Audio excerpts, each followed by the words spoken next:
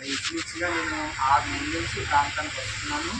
ఈ ప్రాంతంలో మరి సువార్త చేస్తూ నేను వెళ్ళిపోతున్నాను. అయితే దేవుడు ప్రేరేపించాడు. ఈ ప్రాంతంలో కొంతమంది మరి వృద్ధులైన వారికి కొంచెం ఆహారం పెట్టాలని దేవుడు ప్రేరేపించాడు. మరి దాన్ని బట్టి ఇంచుమించుగా మరి కొంతమంది ఒక 10-15 మందికైనా పెట్టాలని ఆలోచనతో మరి ఈరోజు చక్కగా మీ అందరికీ మంచి వేడివేడి టిఫిన్ నేను సిద్ధపరచుకొని తీసుకుని రావడం జరిగింది. మరి నేను నా భార్య ఉదయం మరి 4 గంటలకు లేచి మీ కొరకు అన్ని ఏర్పాట్లు చేసాం. మరి ఈ సమయంలో మరి చిన్న వాక్యం చదువుకొని మనము ప్రార్థన చేసుకుందాం. అమ్మా, యేసుక్రీస్తు వారు తన శిష్యులతో ఉన్నప్పుడు ఆయన అడుగుతారు. ఏమని అడుగుతారంటే, నేను మీ వద్దకు వచ్చాను, మీరు నాకు ఆహారం పెట్టలేదు. మత్తయి సువార్త 25వ అధ్యాయం మాటలు రాయబడ్డాయి. నేను ఆకలితో ఉన్నాను, నాకు ఆహారం పెట్టలేదు. నేను వస్త్రహీనుడిగా ఉన్నాను, నాకు వస్త్రాలు ఇవ్వలేదు. నేను దప్పికతో ఉన్నాను, నాకు దాహానికి ఇవ్వలేదు. నేను చెరసాల్లో ఉన్నాను, ఎవరు నన్ను పట్టించుకోలేదు, ఎవరు నన్ను పలకరించలేదు అని యేసుక్రీస్తు వారు మాట్లాడతారు.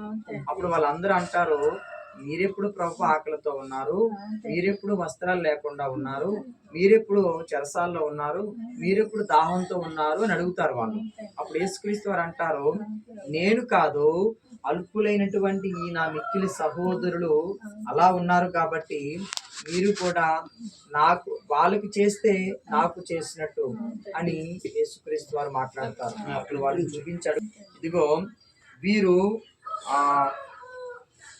నేను ఆకలి కనుగొంటిని, మీరు నాకు భోజనము పెట్టారు. నేను దప్పికతో ఉంటిని, మీరు నాకు దాహమునికి ఇచ్చారు. నేను రోగినే ఉండుట చూచి నాకు ఉపచారము చేశారు అని అల్పులైన ఈ సహోదరులు ఒకరికి మీరు చేసితిరి కనుక నాకు చేసితిరి నిశ్చయముగా చెప్పుచున్నానని వారితో అనెను. అంటే ఒక వ్యక్తికి మనము సహాయం చేస్తే మనము దేవునికి సహాయం చేసినట్టండి. అందుకే దేవుడు ఈరోజు భూమి మీద బ్రతుకుతున్నటువంటి మనము ఒకరికొకరు సహాయం చేసుకోవాలి. ఒకరికొకరు మనం ఏం చేయాలంటే చేయూతనివ్వాలి. చూడండి, ప్రభుత్వాలు వచ్చాయి, అన్ని ప్రభుత్వాలు కూడా ప్రజలకు ఏం చేస్తున్నాయి, మేలు చేస్తున్నాయి. మనుషులమైనటువంటి మనము కూడా ఇతరులకు మనము సహకారులుగా ఉంటాం. ఎందుకంటే మనుషులం కాబట్టి దేవుడు మనకు జ్ఞానం ఇచ్చాడు. ఏమండి, మనము చూడండి, కొన్ని జంతువులు కనబడతాయి. ఒక జంతువుకి ఏదైనా దెబ్బ తగిలింది అనుకోండి, మిగిలిన జంతువులు సహాయం చేయగలవా? చేయలేవు. ఎందుకంటే వాటికి అది లేదు, చేయలేవు. కానీ మనుషులకి జ్ఞానం ఉంది కాబట్టి మనుషులు చేయగలరు. జంతువులు కూడా చూడండి, ఏదైనా ఒక జంతువుకి గాయం తగిలితే మిగిలిన కొన్ని జంతువులు వచ్చి ఏడుస్తూ ఉన్నాయి. ఒక కాకి దెబ్బ తగిలితే మిగిలిన కాకులు వచ్చి ఏడుస్తూ ఉన్నాయి.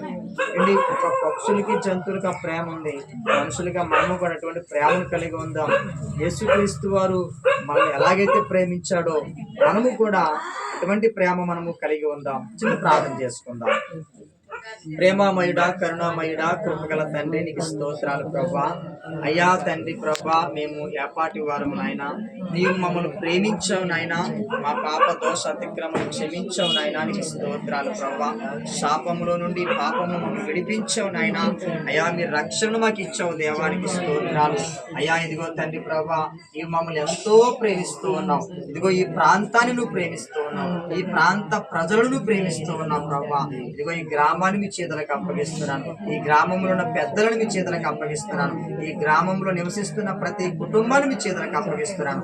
ఈ గ్రామ ప్రజలను మీరు దీవించండి, ఆశీర్వదించండి.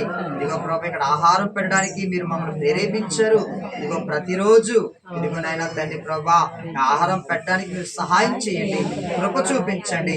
ఇదిగో మా ప్రయాణంలో మీకు కృప తోడుగా ఉంచండి. తీసుకొచ్చిన ఆహారము సమృద్ధిగా సరిపోవడానికి, తృప్తిగా సరిపోవడానికి సహాయం దయచేయమని, ఆహారం తింటున్న నీ బిడ్డలకు మంచి ఆరోగ్యమును దయచేయమని, ఇదిగో ఇక్కడ మమ్మల్ని ఎంతగానో ప్రేమించి మాకింత చక్కటి ఆతిథ్యం ఇచ్చినటువంటి కుటుంబము యేసురత్న అమ్మగారిని చేతులకు అప్పగించుకుంటూ వచ్చిన బిడ్డలందరినీ మీరు దీవించి ఆశీర్వదించమని నజరేయుడైన యేసుక్రీస్తు నామమున ఈ ప్రార్థనలు అడిగి వేడుకుంటున్నాము తండ్రి. ఆమేన్. అందరికీ వందనాలు.